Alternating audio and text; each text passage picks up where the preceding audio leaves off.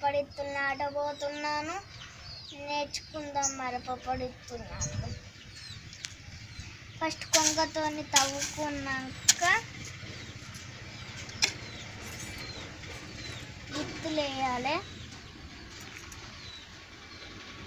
గిత్తులు వేసి మట్టి కూడుకోండి.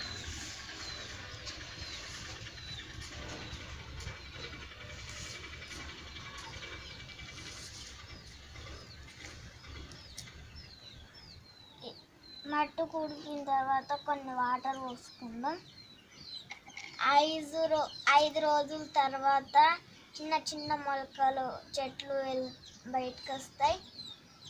అవి పెద్దవేరిన తర్వాత మనకి మంచి కాయలు ఇస్తుంది.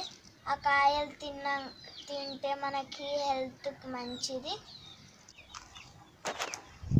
ఇది నేను పెట్టిన చెట్టు ఎంత పెద్దగా అయిందో చూడండి ఫ్రెండ్స్.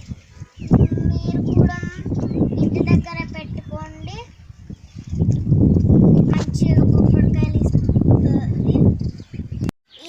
ఇది మామిడి చెట్టు.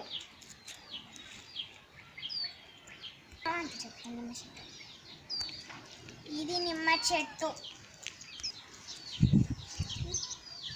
ఇది జామ చెట్టు. గుండ్రంగా ఉంటాయి చూడు, జామ చెట్టు.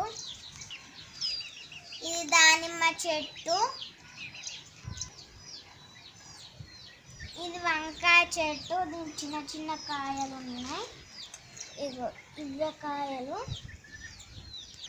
ఇవి చిన్న ఫ్లవర్స్. ఇవి చామంతి పువ్వులు.